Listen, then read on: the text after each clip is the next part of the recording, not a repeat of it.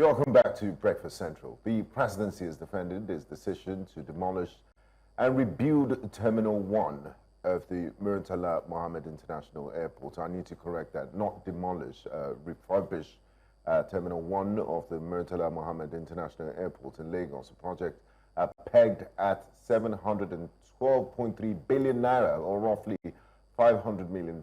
And to justify it, they've compared it to the $19 billion overhaul of the JFK Airport in New York. Now let's lay out the numbers. JFK's $19 billion redevelopment includes 4 major terminals, over 15,000 jobs, and is the largest public-private partnership in U.S. airport history. MMIA's rebuild, 1 terminal, $500 million, and a promise to handle 20 million passengers annually. Well, the MMIA terminal was built in the 1970s to handle just 200,000 passengers. Today, it's bustling, as it seems, with over 3 million users. So, yes, an upgrade is overdue, but is this the best way to do it? Is a comparison between the MMIA Airport terminal and JFK Airport fair? Is Nigeria getting value for money? And what does it say about our infrastructure priorities? We do have an aviation expert, one who lives, breathes, and talks aviation through and through. Mr. Olumide Ohunayo joins us this morning. Thank you so much for being here this morning. I do understand that the rain did not, in one way or the other, catch up with you, but thanks for being here, by the way. Can you hear us? I think here, yes. All right, we hope that the connectivity will actually allow us breathe today. Once it rains, it starts to become a major challenge, especially connecting. So maybe this is a call to the telcos to look into this. But then again, Binga, during the wake-up conversation, we looked at this and we said we're going to touch on this as a major conversation before our aviation experts joins us to analyze this. Looking at the funds, the monies that are put together, 712.3 billion naira that's been put together for the renovation of the MMIA, has called to question what the priorities again are, especially for Nigeria's I think we have the Secretary General of he joins us. All right. Good morning to you. I can hear you. Good. Very good. So you can hear you. Can you hear me? Yes, we can. We can hear you. Hopefully, we'll try and manage the network as long as we can get your thoughts on this. You did hear about the amount, 712.3 billion naira. Are you excited, seeing that you're an aviation expert, and most importantly, I'm sure you may have called for the renovation of the airport one way or the other. So does this excite you?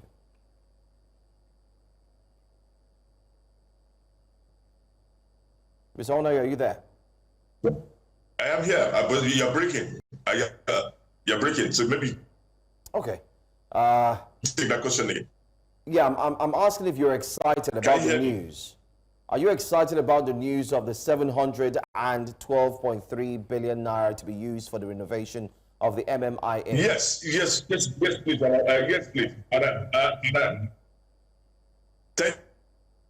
Thank you. Good morning once again. Good morning, Nigerians and all listeners of News Central TV. Well, I can tell you the industry is excited. It's long overdue. The time that airport itself is supposed to be flagship of aviation in Nigeria. It's a big shame to us when we look at that airport and look at what our contemporaries have been able to achieve. I've noticed the media has been awash with the conversion of that 500 million to naira. But then there's a bigger benefits to the aviation industry and to the economy in particular. There's no way you can develop your aviation, develop your airlines without having an airport that's modernized, standardized, and able. Our airports are. It seems today's network connectivity is not going to let us be, but from what we deduce, an airport that can transit passengers through the airport.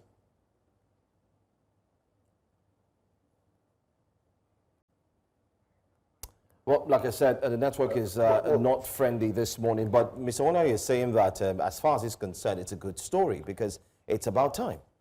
Yes, it's about time. I mean, and I don't think critics of this are saying, "Oh, the airport is not due for renovation." I think it's the What money that is the allocated amount. and then what the And, outputs. Also, the process, procurement, transparency questions, and Yes. also the fact that it was renovated under the Buhari administration for about 100 billion less than 10 years ago. So what has happened? And the scope, the project scope, questions around transparency. And then look at the comparison that they did. They said it's not 712.3 billion naira, and then 19, although which is about the same thing with the $19 billion redevelopment that they did of the JFK, and they said that had 4 major terminals, 15,000 jobs, whereas this one is 1 terminal, right? Yes. $500 million. So, and then there's apples and oranges. You shouldn't compare. What I would like to compare is closer to us here in Kotoka International Airport in Ghana, and I'm sure you've passed through there before. It was built for just under $300 million, 270 million. So the question is, are we getting value for money? But I believe we have distinguished guest back with us, Mr. Olumide Ohunayo, who happens to be the Secretary General of the Aviation Roundtable, if I'm not mistaken. You're welcome back, sir. I'll just let you complete your thoughts. Yes, essentially, we are getting value for money. I've noticed that the emphasis is on the terminals alone. But that project goes beyond the terminal. They are looking at expanding the new terminal. You know that one, we collected loans from the Chinese government for that new second terminal. Yes. That has not been, that they're not able to use capacity due to some errors in design and location.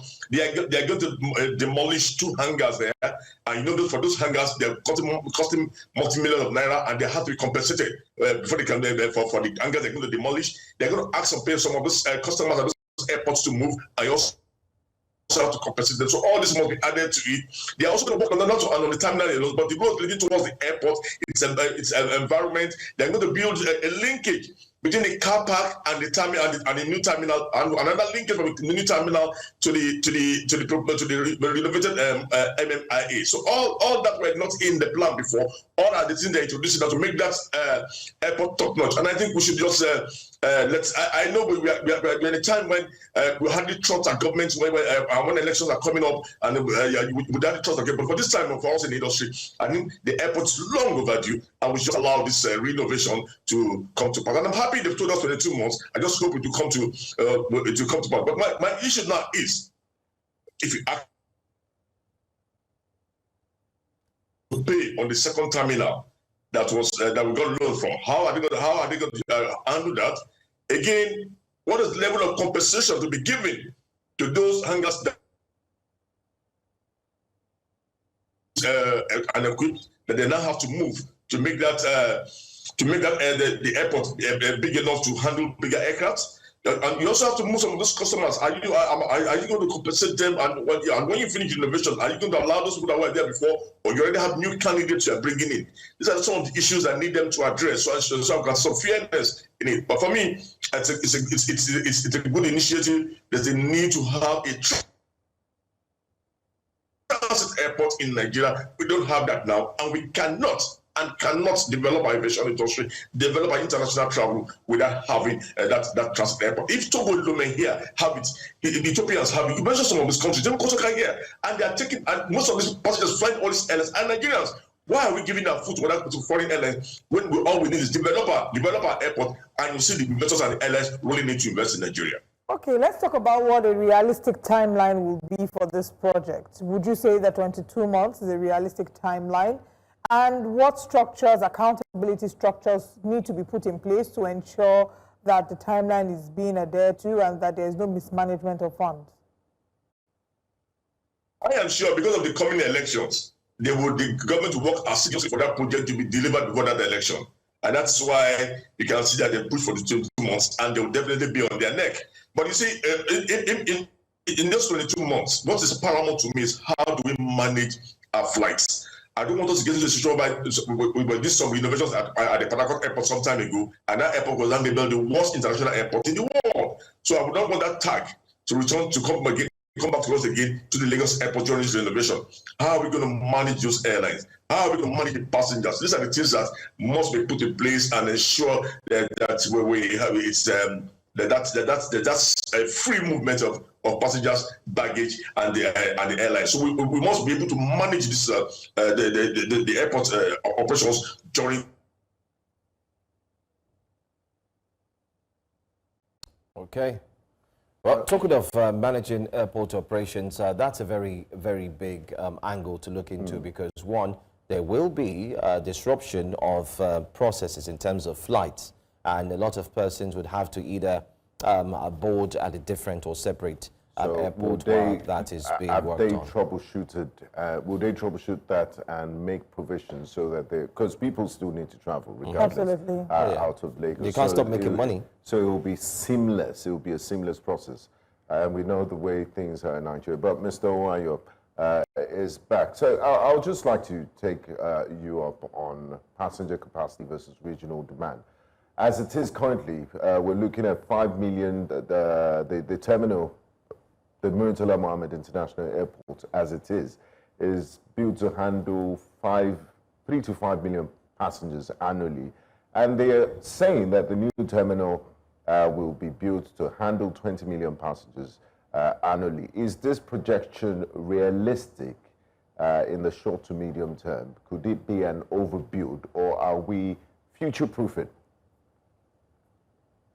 Well, let us use the word future-proofing because we have not done well with bilateral services. We have not done well with interconnectivity within the African region, and also we don't have any airline now that will say we are competing at the same level with the foreign carriers. What we are just doing, we are doing a catch-up game. The 20 million passengers is easily we can easily get that.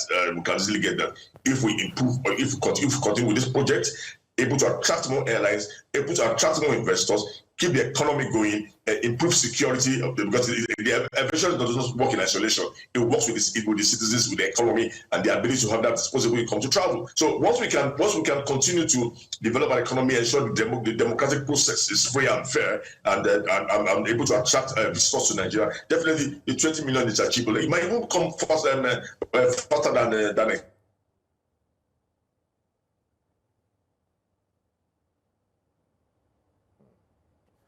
Sadly, we are having serious connection issues this morning, but our engineers are working tirelessly to resolve the situation. But maybe so many questions to be asked, and we need to get to Joe's favorite part of the discussion: infrastructure priorities and perspective.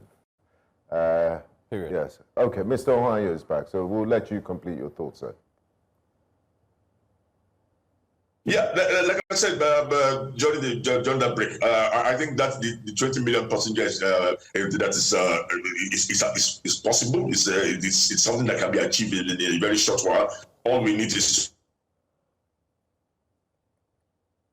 also improve the economy. Aviation industry by having strong airlines, strong regulations that don't have regulations, but monitoring it to ensure that investors are comfortable and there's a need to improve on the public-private partnership. The government cannot do it alone, and I expect that if we do that, if we're able to build this transit airport, if Lome can have it, if Ghana has it, why can't we have the transit here? If you have the transit airport, then you'll be able to build a stronger airline with a strong hub, and which is the dream of the industry, and that's only we can get to that capacity that you're talking about. Because once we have stronger airlines, we have more airlines operating into Nigeria, we have more passengers willing to fly and able to fly, then the 20 million can be achieved. All right, while it looks like a victory for the aviation industry and sector, it doesn't pretty much look like a victory for a cross-section of Nigerians. Reason being that everyone is hinging this decision made by the federal government on one word, which is priorities. I know you are a strong, I'd say follower in terms of what the government is doing in line with the aviation sector. And you would agree with this, that it's about time it has to get that reshaping that it needed. But do you agree that the timing seems a bit off due to the fact that we do have some institutions struggling to provide services for Nigerians, like the medical sector. We do have the educational sector and the likes. And I agree with you if you say there's no better time to do it. But what's your take on priorities, doing it now at this point where the economy is indeed not stable? Make no mistake that it's not everything that the government have done in the industry that we agree to.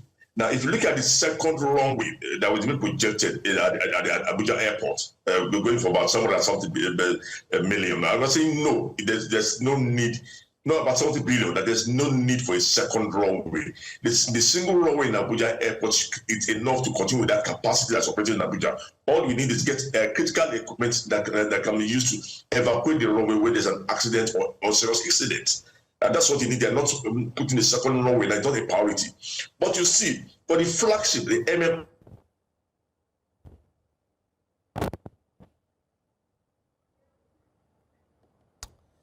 Well, unfortunately, I think we might have to call it a day on this interview due to the poor network connectivity. We really hope that we can spend some time to digest and, most importantly, dissect the situation of the refurbishing of Nigeria's airport facilities, particularly the MMIA. But then again, we'll look at doing more on that.